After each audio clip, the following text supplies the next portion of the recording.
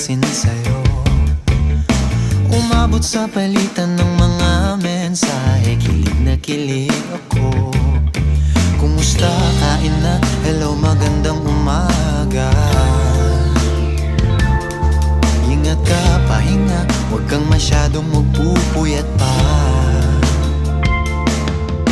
Naramdaman ng puso na dahan-dahan akong nahuhulog sa'yo. Sa kada araw natin na pag-uusap, meron nang